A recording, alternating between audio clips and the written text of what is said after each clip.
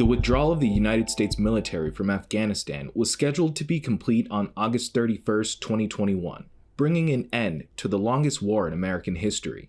As US forces receded, the Taliban overpowered what was left of Afghan military and immediately took control. The last city to fall was Kabul.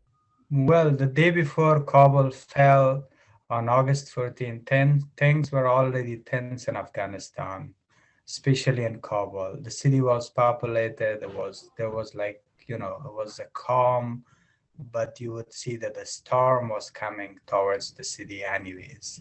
Jawad Sukhanyar was still in Kabul, trying to find a way to get his family out of the country. What was the situation the day before you left, and what was going through your mind? You could see that something was happening, something was going to happen, and it wasn't right. But no one really expected that, on August 15, suddenly things turn around. On August 15th, 2021, Afghan President Ashraf Ghani flees. Afghanistan's government collapses.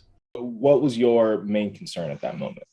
Well, when we hear that the Taliban are in the city and it's like around 1:30 in the afternoon, we just start rushing here and there and reaching out people. I start texting my colleagues at the New York Times and texting friends outside the country, reaching out people in the States via WhatsApp and trying to tell them that, well, it's already too late. We're stuck here. We had to maintain a situation of calmness in the family because, I had my little kids with me. I had my wife and my mom, and I didn't want anyone to freak out. In the meantime, I understood what was going on and what could happen. Jawad's contacts at the New York Times told him to make his way to the airport, where thousands of civilians were trying to escape. Taliban militants took over part of the airport. Jawad and his family hid with relatives for another 2 days before they could be evacuated. So we all went to the airport and found each other and made a group. But then, our first attempt to leave the country didn't work because, things got out of control and hectic, and there was no flights, and already thousands and thousands of people were at the airport, and everyone wanted to leave, and yeah, there was a mess.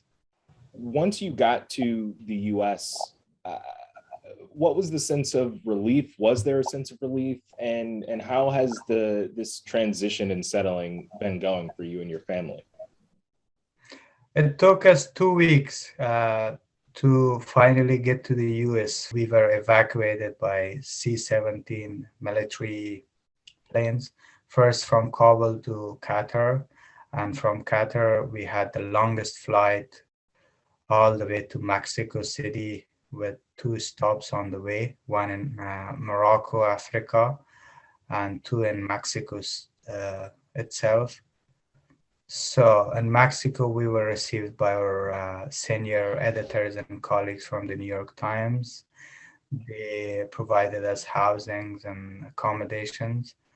After 4 or 5 days, I don't remember exactly, we were able to get on a civilian plane and be flown to Houston, Texas. What was it that made you decide to come to Ann Arbor, or was it much of a choice? How did you end up from Houston to where you are today?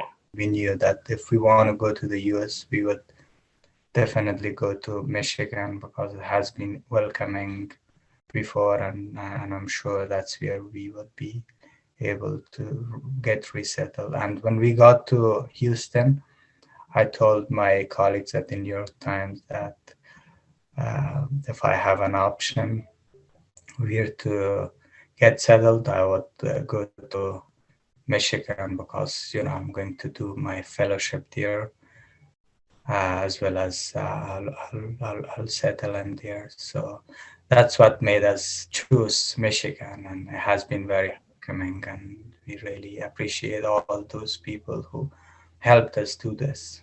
Do you feel that you'll ever have the chance to go back? Do you hope that you'll ever have the chance to go back? And is that something that you want for you and your family? So yeah, there is a strong attachment between, me and all Afghans and our country. But when we left Afghanistan in August, there were moments that things would come to my mind that, well, this could be the last time you're leaving this country, and it would get very emotional. And, that's a country that I was born and I was raised, and I had hopes and ambitions for, and I had big dreams. I had invested all my life and whatever I had dear, and I never thought that one day I would be forced to leave that country that I called home.